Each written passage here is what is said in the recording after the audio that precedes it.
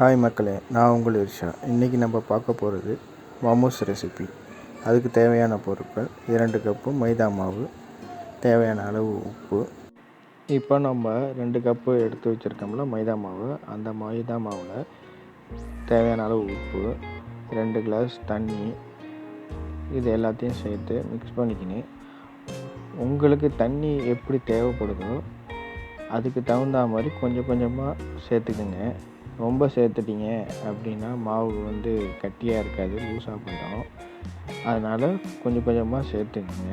அதுக்கப்புறமேல சேர்த்து நல்லா பிசைஞ்சிட்டு 1 ஸ்பூன் ஆயில் எடுத்து நம்ம பிசைஞ்சி வச்ச மாவு மேலே ஃபுல்லாக தடவி அப்ளை பண்ணி, அதுக்கப்புறமேல ஒரு ஈர துணியை எடுத்துங்க, நல்லா புழிஞ்சிங்க.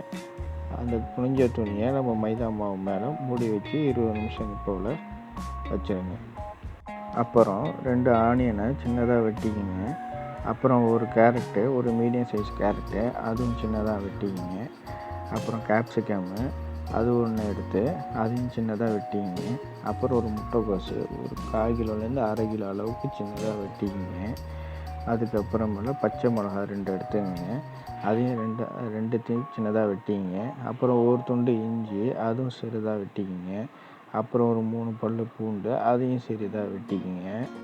இப்போ கடாயை எடுத்து அடுப்பில் வச்சுக்கிங்க. கடாய் சூடானதும் 2 ஸ்பூனு எண்ணெய் விட்டுக்கிட்டு, அதுக்கப்புறமேல இஞ்சியும் பூண்டும் போட்டு தாளிச்சிக்கிங்க. தாளித்ததுக்கப்புறமேல பச்சை மிளகாவை, நம்ம நறுக்கி வச்ச பச்சை மிளகாவை போட்டு அதையும் போட்டு நல்லா கிண்டிக்கிங்க. ஃப்ரெண்ட்ஸ், நம்ம வீடியோவை ஃபுல்லாக பாருங்கள். சப்ஸ்கிரைப் பண்ணாதவங்க சப்ஸ்கிரைப் பண்ணுங்கள், லைக் பண்ணுங்கள், ஷேர் பண்ணுங்கள், கமெண்ட் மற்றும் சப்போர்ட் பண்ணுங்கள். அப்புறம் நம்ம சின்னதாக கட் பண்ணி வச்சுருந்த வெங்காயத்தை போடுங்க. அது ரொம்ப வதக்காமல் ஒரு மீடியமாக வதக்குங்க. அப்போ தான் நம்ம மோமோஸ்குள்ளே வைக்கும்போது, நம்ம சாப்பிடும்போது நல்லா கிறிஸ்பியாக இருக்கும். அப்புறம் நம்ம வெட்டி வச்ச கேப்சிகம்மை அதையும் போட்டுக்குங்க. அதையும் போட்டு நல்லா வதக்குங்க. அது நல்லா வதக்கணுன்னா ஃபுல்லாக வதக்கக்கூடாது, ஒரு மீடியமாக வதக்குங்க. அப்போ தான் நம்ம சாப்பிடும்போது நல்லா கிறிஸ்பியாக இருக்கும். அப்புறம் கொஞ்சம் கேரட்டும் சேர்த்துக்குங்க. அந்த கேரட்டையும் அதே மாதிரி ஒரு மீடியமாக வதக்கிக்கிங்க.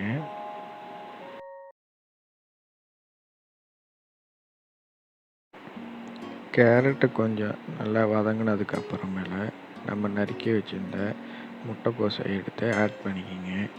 ஆட் பண்ணதுக்கப்புறமேல நல்லா மிக்ஸ் பண்ணி விடுங்க. இப்போ நம்ம எல்லா காய்கறிகளும், நம்ம வெட்டி வச்சுருந்த எல்லா காய்கறியும் போட்டு மிக்ஸ் பண்ணியாச்சு. எல்லாத்தையும் ஒரு மீடியம் ஃப்ளேவரில் மிக்ஸ் பண்ணோம்னா இப்படி தான் இருக்கும் பார்க்குறதுக்கு. அதுக்கப்புறமெல்லாம் நம்ம தேவையான அளவு உப்பு சேர்த்துக்கணுங்க. உப்பு சேர்த்துக்கிட்டதுக்கப்புறமெல்லாம் உங்களுக்கு காரம் தேவைப்பட்டால் பெப்பரை ஆட் பண்ணிக்கிங்க. அப்படி இல்லைன்னா அது அவசியம் இல்லை. அதுக்கப்புறமேல 1 ஸ்பூனு சோயா சாஸ் ஊற்றிக்கிங்க. அது ஒன்றும் நல்லா உங்களுக்கு டேஸ்ட் எடுத்து கொடுக்கும். இப்போ நம்மளுக்கு வெஜிடபிள் ஸ்டஃப் ரெடி ஆகிடுச்சு. நம்ம ஏற்கனவே மைதா மாவு ஊற வச்சுருந்தோம் இல்லையா, அந்த மாவை சின்ன சின்ன பாலாக பேடா போட்டு வச்சுக்கோங்க. அப்புறமேல ஒவ்வொரு பேடாவை எடுத்து நல்லா தின்னாக, அதாவது நல்லா மெலிசாக சப்பாத்தி கட்டையால் வச்சு நல்லா தேய்ச்சிக்கிங்க. அதுக்கப்புறமேல நம்ம ரெடி பண்ணி வச்சுருந்த வெஜிடபிள் ஸ்டஃப்பை எடுத்து அந்த பேடா நடுவில் வச்சு, நான் எப்படி மடிக்கிறேனோ அதேமாரி நீங்கள் மடித்து வச்சுக்கோங்க. அதே மாதிரி ஒவ்வொரு பேடாவையும் எடுத்து இந்த மாதிரி சப்பாத்தி கட்டையால் மெலிசாக தேய்ச்சிக்கிட்டு, அதுக்கப்புறமேல அதுக்கு நடுவில் நம்ம ரெடி பண்ணி வச்சுருந்த வெஜிடபிள் ஸ்டஃப்பை வச்சு இது மாதிரி நீங்கள் மடித்து வச்சுருந்தீங்கன்னா உங்களுக்கும் இதே மாதிரி அழகான மோமோஸ் வந்துடும். ஃப்ரெண்ட்ஸ், நம்ம இப்போ மோமோஸை அவிக்க போகிறோம். அதுக்கு ஒரு இட்லி சட்டி எடுத்துக்கோங்க. இட்லி சட்டியை எடுத்து இட்லி தட்டில் எல்லா இதுலேயும் எண்ணெயை தடவிங்க. அப்போ தான் நம்ம வைக்கிற மோமோஸை அடியில் ஒட்டாமல் அழகாக வரும்.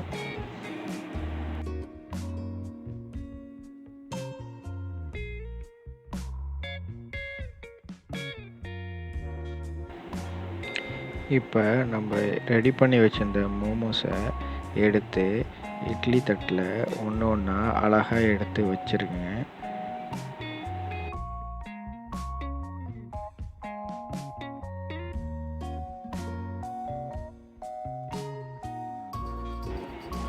எல்லா இட்லி குழிலையும் மோமோஸை வச்சுட்டு ஒரு 10லேருந்து 15 நிமிஷம் மூடியை போட்டு மூடி அடுப்பை மீடியம் ஃப்ளேவரில் வச்சுருந்தீங்கன்னா அழகான மோமோஸ் ரெடி ஆகிடுச்சு.